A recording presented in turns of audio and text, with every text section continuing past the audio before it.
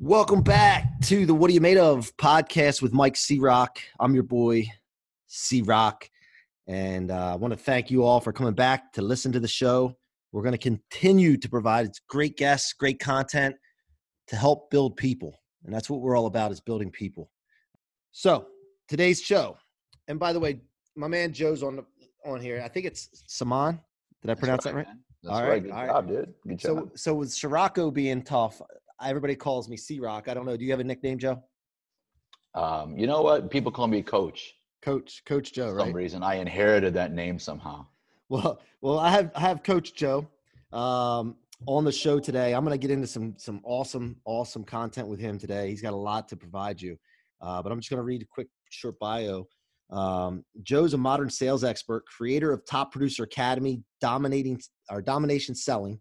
He has a reputation for doubling and tripling sales. Over the past decade, Joe has privately mentored organizations in over 20 industries in person for giants like Microsoft, Bank of America, Wells Fargo, and dozens of other leaders in the financial world and marketing verticals.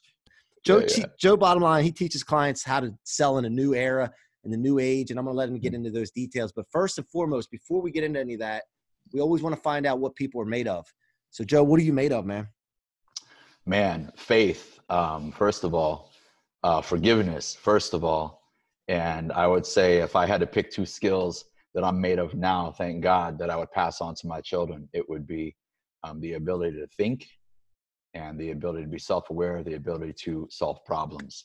That's pretty much, that encompasses me right there. Yeah, I mean, that's if you have that, man, you're ahead of 99% of the people in the world for sure. But what's something in your history, man? Give me something in history or something from your past that you definitely drive off of. There's got to be something. You know, what are you about? You're about 29 years old, right? Yep, that's right. That's my biological age is about, my doctor said 27. Yeah, but, so something in your past that you use to drive off of. If things get tough, I mean, there's got to be something in there. You know, I do. I've got some great stuff, and I'll keep it fairly quick but impactful for your audience, because I really want to serve you, Mike, for having me on here, and also your audience as well with some cool stuff. But, you know, like many other stories of people that we really admire and respect for their success, it just, you know, it didn't start out that way. I was born and raised in the Midwest. Peoria, Illinois is my hometown. Of course, now I live in sunny California, but grew up in a very hardworking, loving, caring family. I was fortunate on that end. But at an early age, I already realized that I wasn't going to be able to accomplish the things that I felt I was capable of living in a small city in the Midwest. And when you're living in a city, you know, a small city with people who are might be very caring, which many of you in your audience experience, but don't really understand you as an individual, you have this need to want to break out. Sometimes as a youngster, you lash out instead of breaking out. After college, I moved to Chicago, worked in several industries. One of them was the tech sector. Tech sector crashed in 9/11, moved toward security. I was a 22-year-old regional sales manager for a company that supported SAP implementations, which was a big deal for me at that age. Worked 3 jobs, lived paycheck to paycheck, and one freezing day, it was February 2nd, 2002, I decided, you know what, if I'm going to be broke, I might as well be broke in sunny weather. So I jumped in. Right on, brother. I jumped in, right after getting my BMW repoed the month before.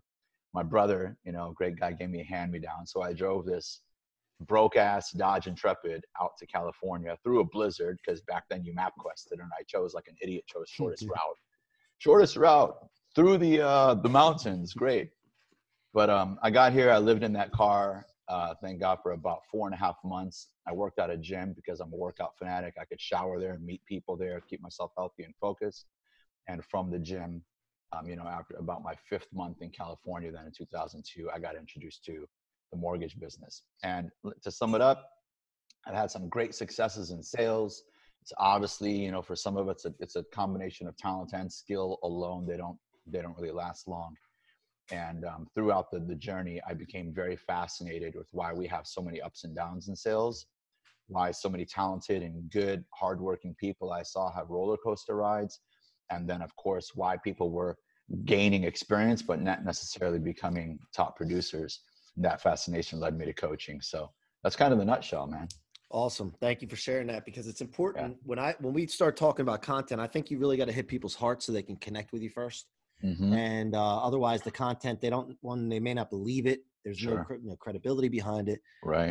But it's an amazing thing when you connect with people's hearts, and Yeah. all of a sudden their minds open up. So, give us a little bit of what are you Mhm. into right now? As far as I know, something's coming out soon. You said when we scheduled this call and this show, you said that there's something else coming out soon that you're offering. But what are you into Yeah. first? You What's the know, basis of your? I think what's most important, like you said, is one of the reasons I feel I have such a great connection with my clients and who are now friends is because I'm so transparent about my weaknesses.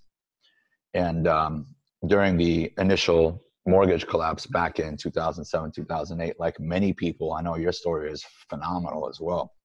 I hit rock bottom, except rock bottom when you're getting into your 30s is a little bit more embarrassing than rock bottom when you're in 21 years old.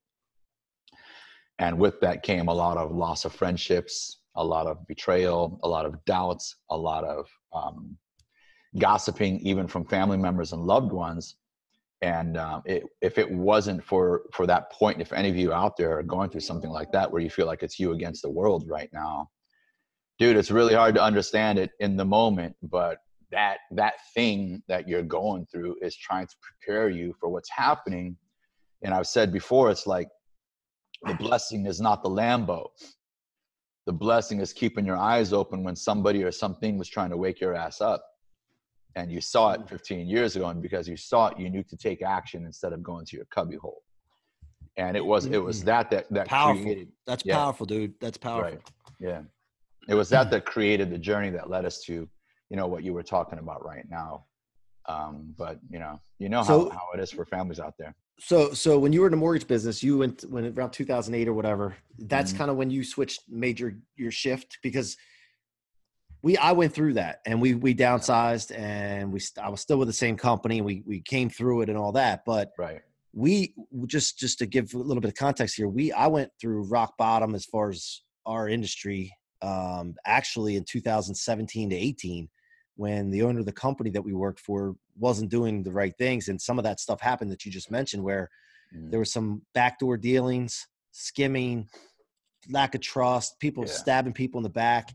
And basically what it came down to was a lack of foundational structure, of culture. And I talk about this all the time. You could do great for a period of time. If you don't have Mm-hmm. culture as your foundation, a great culture, you will Mm-hmm. crumble, because people start looking out for themselves when things get tough instead Yeah. of the team, right? So yeah, so You're right. 2008 is kind of when you went through something like that. Yeah. And this conversation is actually super, super relevant. People think we're talking about the past when actually what we're going to end up referring to is the present, because we're going through that cycle right now. We have more debt than ever. We have more expensive homes than ever, et cetera, et cetera. And so homeowners and family members and providers and business professionals all need to be aware. It's not the end of the world, but you do have to be aware. Let's not close our eyes on that. I actually got into coaching before the recession that we had in 2008. I left the mortgage business.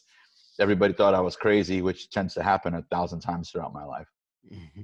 But I actually left in January of 2006 after my biggest month ever. My team alone funded like 300 some units that month.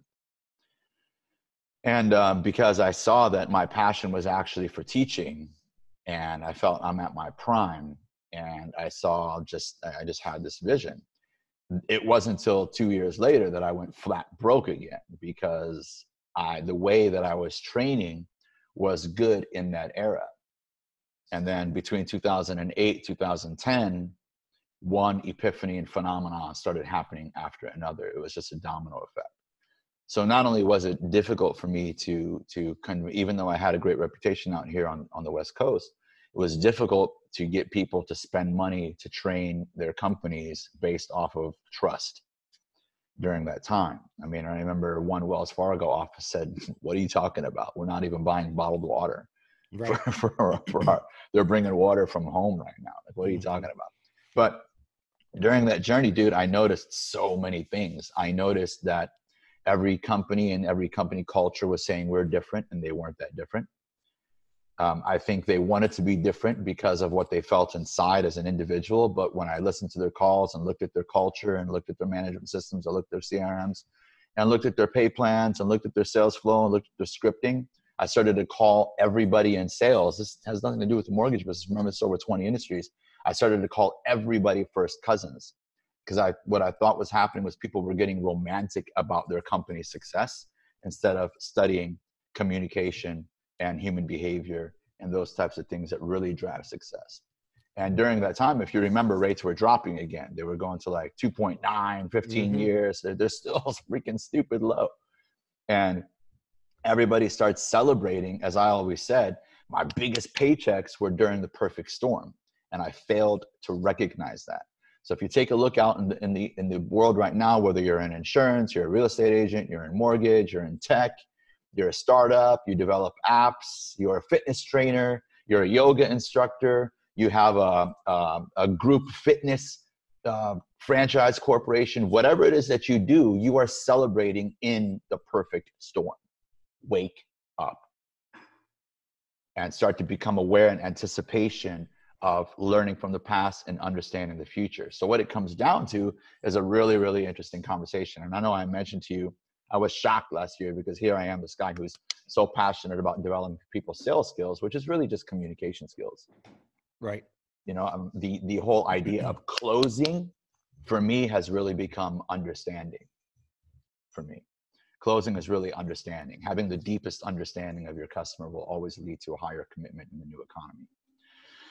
Right. And leading yeah. them, just basically helping people make decisions to get what they want. And communicating that, right? So, and what you're leading on into here is not being a prisoner to your surroundings or the economy or any one person. Like, for example, in the mortgage business, you know, if you have 4 realtors that you're working on and you're prospecting with 4 realtors, and one realtor goes off the edge, let's say they had a great month and they decide that they want to take a little time off, or they have a bad attitude all of a sudden. Now you're down to 3 and you're a prisoner to those people's lives. And or everything's a 911 to them and to you because you only have 4, right? And so we talk a lot about creating our own economy and not being a prisoner to any one thing. That's right. Person or event. So I think that's what you're leading into here, and I'm loving this, man. Keep firing away, man. I barely, dude. The honest truth is, everybody on podcasts act like they're best friends. I barely know you. I don't have to know you very long to respect you. Yeah, we talked one time on the phone for what, maybe 5-10 minutes. Yeah. Prior to this, yeah. Like I tell people all the time, like there's people that I meet like Mike that I talk to them in 2 phone conversations, and though I have many people that I love and care for, from an intellectual standpoint of view, I don't respect them as much as I respect Mike. It's a harsh thing to say, but people need to start saying this shit. Yeah, that's what it is. Yep, I agree. So, same thing, man. Yeah, in a nutshell, I mean, what you're describing is so rare that I'm like, I need to, find these gems out there, and you have a shaved head, right? So, and you're sexy, bro. So that always helps. Got the best haircut in the world. You know what I'm saying? Like I literally woke up like this, dude. Yeah, I didn't have to do my hair. Right. Now, I put this on just today because I didn't shave it down a little bit, but yeah, no, no, right on, man. The lighting is blurring it out anyway, so whatever. Yeah, bald is the way to go. Let's jump on track and we can get silly later on. But so hustle and the numbers game and whatnot, I realize is important. But if you really, really want to sustain success, and what shocked me last year was when I was just sitting at a dinner table having sushi with some friends, and there happened to be, a guy there who's a very dear friend of mine who works for, within the Microsoft circle, a very, very high level. And we were talking about stuff and he goes, whoa. I said, what? He goes, what you just explained. Can you say that again? And I went through it. I'll tell you guys what it was. And he goes, I've got to talk to the people at Microsoft. We're having an international dealership conference in a few months, and you need to talk about this. And what it came down to was something that I had began to see, and I think a few of us are seeing, that I started to call what's the domination divide. And everybody seems to be blaming politics or healthcare or taxation or international trade for families struggling in the US and many other first world countries. And that's just not the case. Those are delusional distractions to keep you conditioned and programmed I understand it's part of our world, but you as an individual have to start thinking for yourself again. That's not what's happening. So I was able to describe this thing, that the domination divide, which is basically the lessening of the stability of the middle class, regardless of how great of people they are, how educated they are. The lifestyle that they're going to have over the next 5 to 7 years is going to continue to decline as credit card debt is now 1.4 trillion. We're on the verge of possibly another economic adjustment. You know, people are overspent. Savings, we have the most advanced economy and technology in the world, but savings per capita is lower than it's almost ever been in the world. So all these things are like, pay attention. Here's what's really happening. When most people were educated, professionals between the age of 25 and 50 years old, the rate at which we learned skills was an adaptation to our previous economy. So if you're an engineer, a doctor, a sales professional, a business owner, an attorney, a fitness trainer, whatever it is that you do, a stay-at-home working mother, you do online business, whatever it is, I created 2 concepts to make it easy for people to understand. There's economic velocity and there's intellectual velocity. And economic velocity is how fast the all things economy are changing and becoming more advanced. Intellectual velocity is how fast you as an individual are becoming smart and adding value to the economy. And the problem is economic velocity is taken off and intellectual velocity is still fairly stable. So as that curve goes forward, 2020, 21, the gap gets bigger. And kind of to be funny, I call that the dumber curve. I'm like, you're getting dumber, bro. Yeah. You're not losing your skills. You're not achieving skills fast enough. It's a higher yield there, yeah. Yeah, and in the big picture, you're getting dumber, and that's why your family may struggle in the next 3 to 5 years if you're not careful. Yeah, and you know what? It's not just recently this is happening. This has happened over time, since the beginning of time. Let's face it. I mean, look at all the people now that don't, you know, the older generation that doesn't want to get on social media. And then you start to slowly see some of the grandparents popping on there. And then by that time, I mean, Facebook has been around forever. I mean, then you start seeing the grandparents just getting on there. Now everybody's over to Instagram, you know, and everybody's ahead of everybody. Yeah, dude. Yeah, you've seen that. So I actually have thoughts about dancing in my kitchen and doing TikTok. That's dude, I can dance, bro. I got a TikTok. I can freaking dance too. So. I got a TikTok account, dude. I know you do. I just need somebody They got you too, man. Oh yeah, no, I think it's awesome though. Honestly, besides the attention that you can get with it, and but Mike, I'm gonna spar with you just a little bit because it's not just adjusting to using entertaining platforms. What I'm saying is people are not learning fucking fast enough. Right. They don't go home and have designated learning periods. They have time to work out, which is still very few. They have time for dinner. They have time for their favorite show. I've seen executives out there who still go home and grab the remote control, sit on the couch and hang out with their wifey for an hour and then complain 6 months later on why their company's not producing as much as it should based on how much money they're dumping into marketing. Yep. And what accelerated learning has to become a new part of our culture, and only a handful of companies are starting to see it and making it mandatory, and they're pretty much the smartest companies in the world right now. Right. You got to have intention first. You got to have a clear picture of what you need and what the reason is behind it. And then you have to be intentional about doing it. And most individuals don't have intention on their diet, their finances, a lot of things. Yeah. So what's the solution? The solution, you know, right now is, for example, let's say you're an engineer and you're like, all right, so although I'm a little bit in denial, I want to find out what the freak Joe is talking about here. So if you're an engineer, that means that you would start to intentionally study technology and your industry. If that's where you want to stay, if that's an important area of your career, you would start to study what lies 5 to 10 years ahead.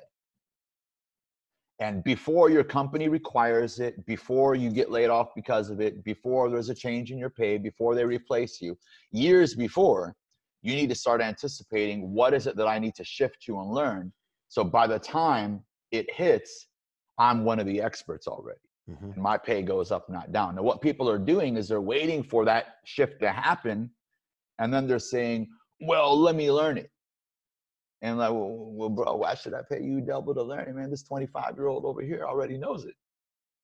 See, it's to the point right now where Google, Microsoft, Facebook, several others have already basically eliminated that you need to have a college degree to work here. It doesn't freaking matter, because when you get there, they have to teach you all these things continuously. It doesn't stop. Every 6 months, AT&T now has a platform where they'll tell you if you're in management or if you're, a certain level of the company, you need to go online and you need to complete these courses within 6 months. In 6 months, if you don't have these courses completed, it doesn't matter if you've been with us for 20 years or 2 years. If you don't have these courses completed, which is your choice, that's fine, but your severance will be this. Have a nice day. Yep. They don't tolerate it. And in sales organizations, it's way worse. Most sales organizations think that they're super successful right now. And what's really happening is they're smart, but they're really a product of a booming economy. And instead of just focusing on numbers, what they need to do is develop the skills ridiculously of their people. So that way, when the numbers go down, their conversion is still king. That's when right. Yeah. And here's the thing. So we preach this all the time in our organization, is waking up every morning to make yourself as valuable as possible to your family, your wife, your kids, your people at work, whether you're employer or employee. Make yourself as invaluable as possible. Here's the thing. So we just had a meeting with one young lady that works with us. She's been with us for a long time. She's awesome. We're getting ready to shift her in a different role. And it's going to take about 6 months. And I told her, while we're doing this, don't wait 6 months. You start right now, learning as much as you possibly can about this new role that you're going to be in, studying up, keeping up with guidelines. And basically she's a processor right now, but we're going to move her into a utility role with income calculation, helping fight underwriting conditions. Not fight. We get along with our underwriters here, but make the deal happen. Yeah. Get the deal done if it can be done. And I want her sharp as a tack so people trust and have credibility. So I told her, start now. And don't worry about the fact that you're not making any different money or anything like that. This is on you. Are you committed to doing that? Because at the end of the day, you're going to be more valuable to me and our team if you do that. So what we need to do, a couple things need to happen, I think, and you could speak on this. One, it takes people to hit rock bottom before they decide to invest in themselves and start learning, right? That's one thing that happened to me, I think. I don't know if that's how it happened to you, but I know for me, I hit to a spot where I'm like, dude, I'm never going back to that spot again. Like, that felt way too bad. I'm not going to ever go there again. Hell no. And I don't want anybody else to feel that way again. So that's probably the most powerful way to get people like a kick in the ass. Number two is to explain to them and make, like, you remember Bob Ross? I always refer to Bob Ross, the painter, on public television. He would paint the picture. He had the afro and he painted this picture, man. And it was beautiful. So I always talk about painting the picture. We got to paint the picture to people so they really understand, not just, hey, you got to go read books, man. Hey, you got to go study some things. You got to go learn some things. That's boring. Nobody wants to do that. But really painting the picture of what happens at the end of the tunnel. Because if Bob Ross started with the end picture, everybody would understand what he's doing. Sometimes he would make some marks on there and you'd be like, no, Bob, don't screw it up, Bob. And here he had the end picture in his mind already. You know, like that dude on stage who puts on the music and like paints celebrities and he's just like splattering paint on it. And then at the end, you're like, what the hell? Like, how did you do that? Right. So we got to tell the people, why do you got to splatter the paint on a thing to make it look goofy at first or messed up at first? Right. And kind of paint that finished picture. So how do we paint that finished picture, Joe? So, one of the things is what I realize is it's very difficult to transfer the concept of vision to people. Instead, what you need to do is catch them in the moment of resistance and then build their self-awareness on it. So I often tell people, like, one of the things I teach is one of the reasons your company is, or your individuals are not reaching. I have this, one of the quotes that'll probably be famous when I'm dead or something. Says, you do not yet know what you are capable of, no matter where you're at in your career. And I think that's one of the things that Kobe was really great at too. And I said, your company is experiencing something I call the top producer mindfuck. And you're literally rewarding people for doing the most units, even if they're doing just above the average Joe. And when you reward them for that, you start to stack up trophies. You create a cultural ceiling. Yep. And you're going, you can do more, keep going. But you're kind of contradicting yourself now. So when I go into companies, I start to, kind of unravel that way of thinking and call it the budget trap. I'm like, are you coming to work because you have bills to pay? Or are you coming to work to become someone so valuable that the economy will never argue you? Your reason to come to work. You don't have to love the industry. What you need to do to become a stable person, an emotionally stable person, a financially in control person, a provider for your family, is constantly come to work with the intention, the specific intention to become someone of so much value, not the person who knows the guidelines the best, not the person who knows the product the best. There's lots of experts, product experts in the industry. You're in insurance, you're in life insurance, you're in health club, you're in mortgage. We got product experts lined up. What we don't have is communication experts. 8 different industries I worked in. Not one industry said, hey, your sport is communication. What communication do you study? They go, what's your experience? This is the new economy. Experience is the slowest possible way to learn.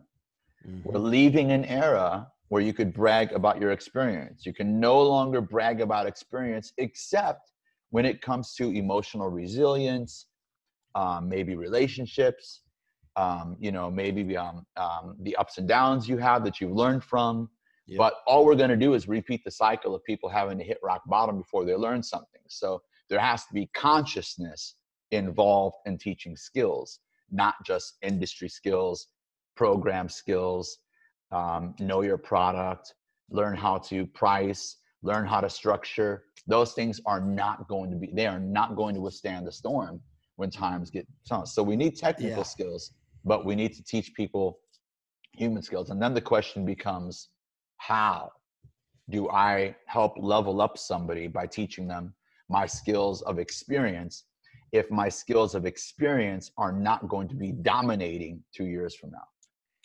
Yeah. And I can tell you in our organization, I haven't had anyone that was successful, and I'll take responsibility for this, but I haven't had anyone that has been successful that's come in and said, man, I was a top producer at so-and-so, and I'm going to come in and tear your company up. And my top producers are people that have come here and we've developed them, and they're willing to learn. But I've had a lot of people come in and say, man, I used to manage a team of, 5 branches, this and that, and I could do this and that. And I've heard it all, man. And none of them pan out to be anything. And it's like the experience thing, man.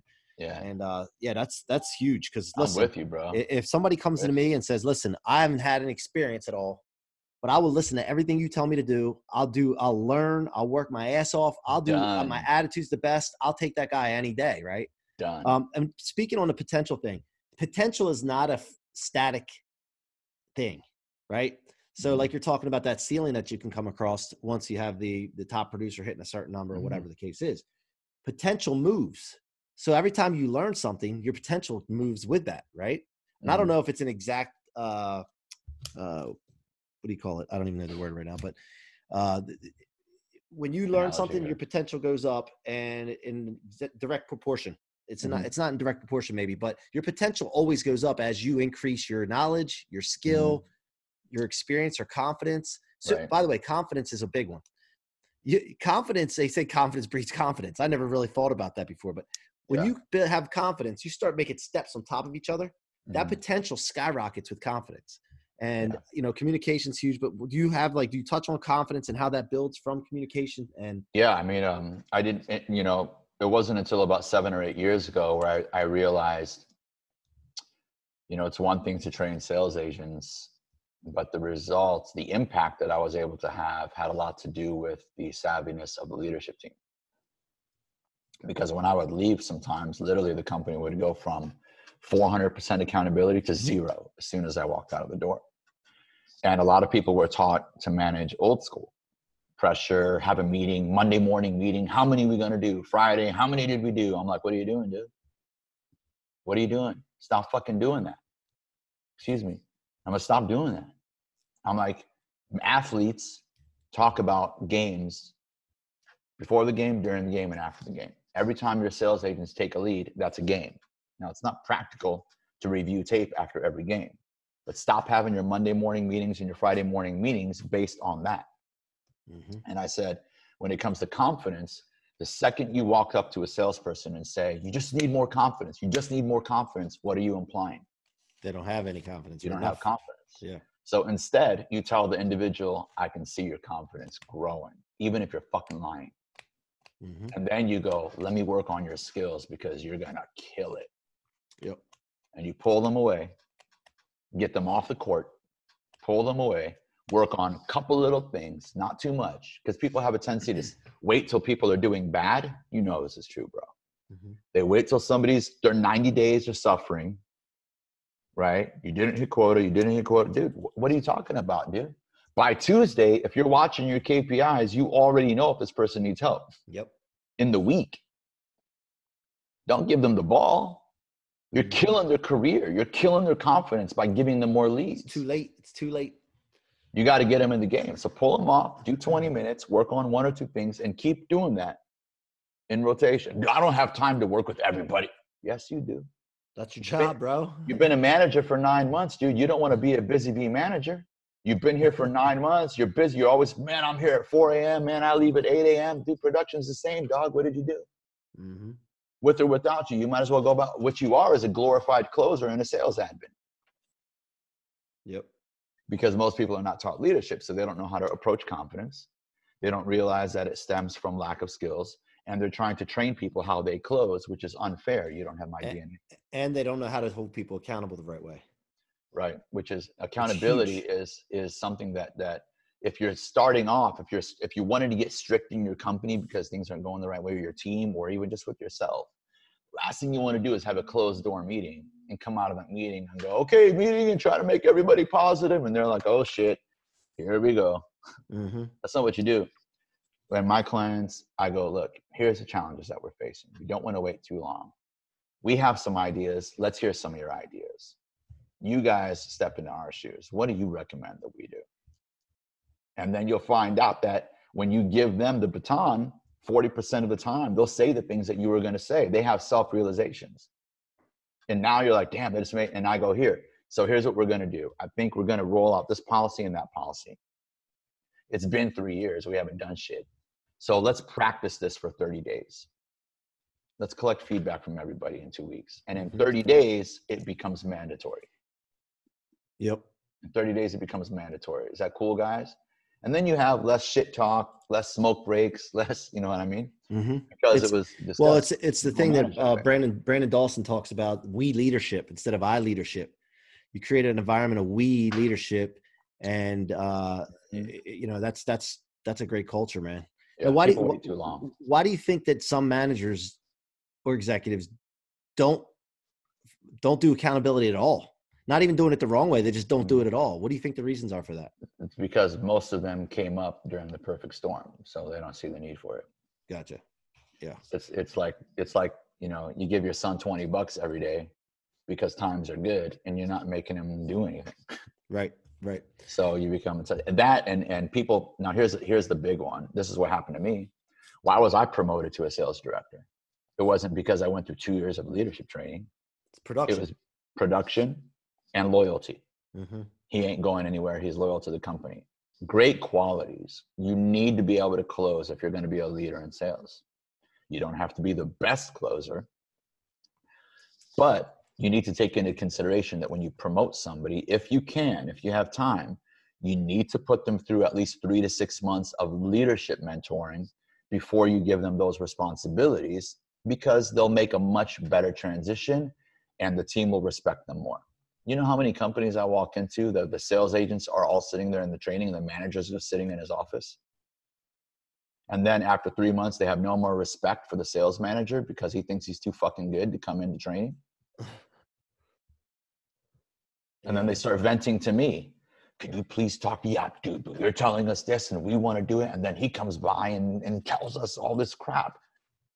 We have so many people that are glorified salespeople in leadership positions that don't even belong to be there. Do not promote your sales manager or sales lead.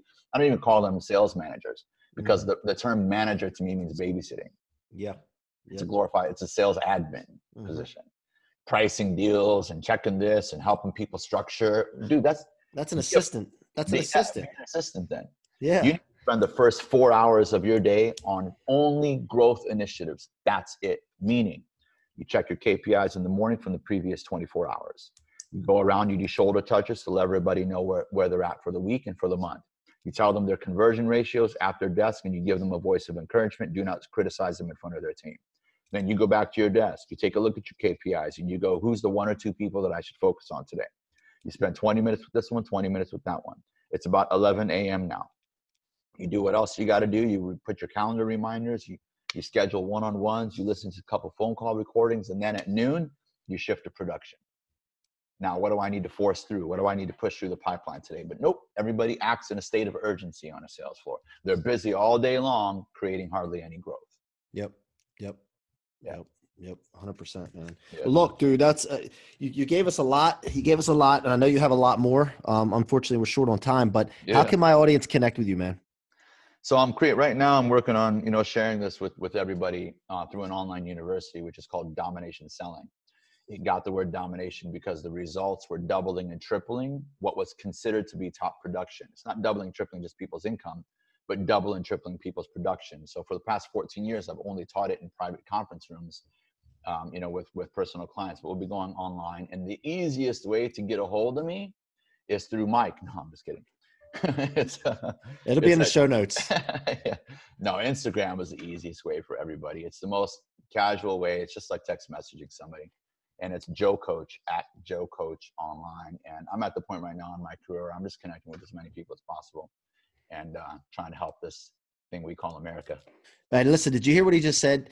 Connect with as many people as possible. People have what you want: info, money, relationships.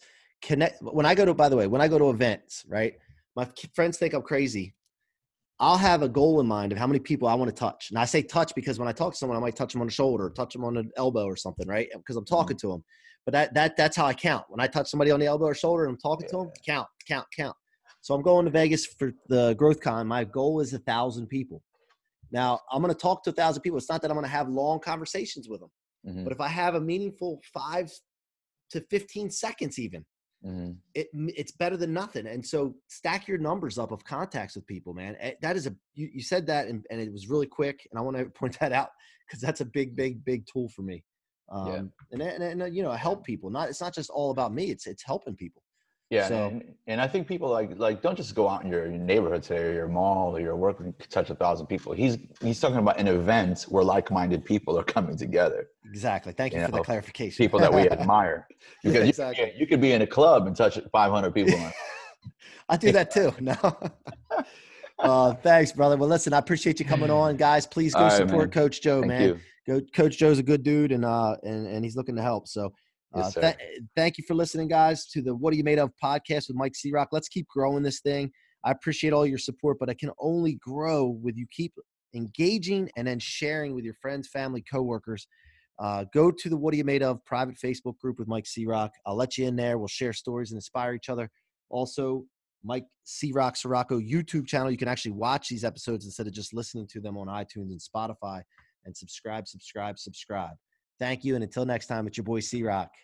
Love your show, Mike. Thank you. Thanks, Joe. Thank you for being a part of the What Are You Made Of podcast. So that you don't miss future episodes, please rate and subscribe to the What Are You Made Of podcast on your favorite listening or viewing apps and follow me on your favorite social media platforms. I would love to hear your stories and past experiences and engage with you further.